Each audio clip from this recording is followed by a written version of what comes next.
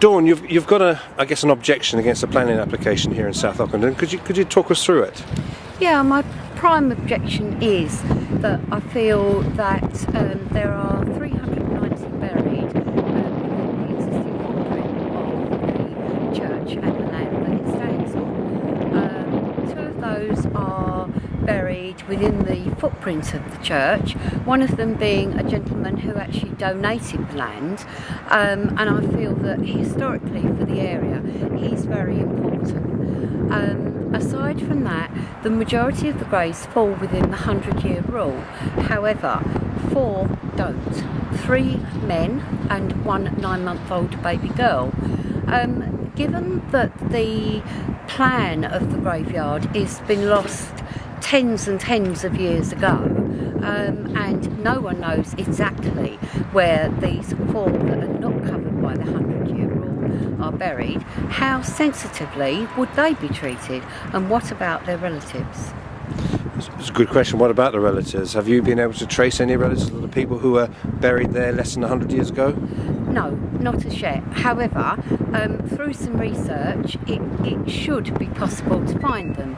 But obviously, I need people to contact me directly, regardless of whether their relatives fall within the 100-year rule or not. Then that would be very helpful to know who they are and how they feel about the development generally. So, isn't the relative, if you find the relatives and they say no, it's fine, it's no problem, would you then withdraw your objection?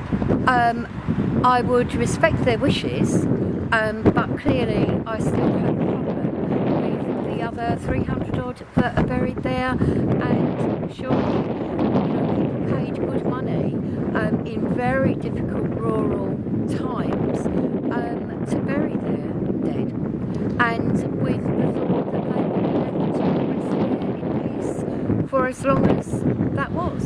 So what is the law? If somebody is buried less than 100 years ago, is it a simple black and white rule? You cannot build, you cannot remove that grave? No, it isn't as black and white as that, and we would need to take, and by we I mean council and lay people, you need to take into account what a coroner would decide.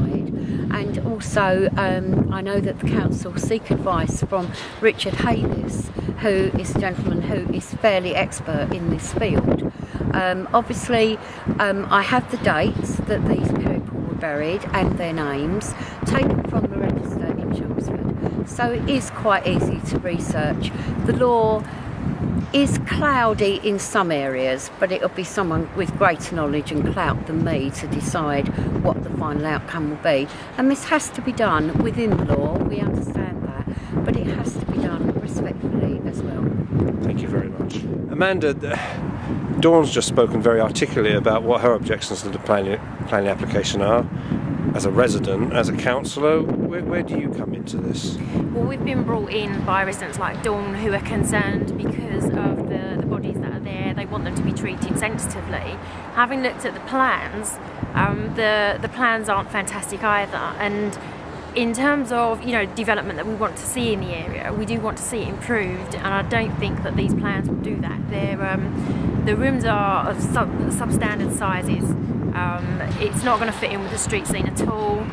The access onto North Road at the moment is quite dangerous as it stands, and that's for people that are working there. It's quite, it's a big frontage on to be able to access at the moment. So I'm not sure that an underground car park that exits directly onto North Road is going to be particularly safe. So there are a number of reasons in planning terms that we feel that this development just shouldn't go ahead.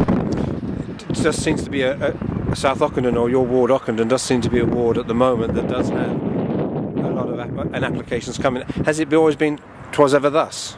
I think so, but I think if you speak to residents, they are really keen to see new development here, but actually what they're asking us is where are the homes for our kids? So, they need houses that are going to be affordable, and they need houses that are going to be of a suitable standard to live in, not just a shoebox. People are affected by their environment, and it's not that we would object to anything being built there per se, because the site at the moment, it's not great when you drive into the village to look at, but if it was done far more sensitively and in a way that improved the street scene, then it would be difficult to object to, providing that the bodies that are there were treated properly and with respect.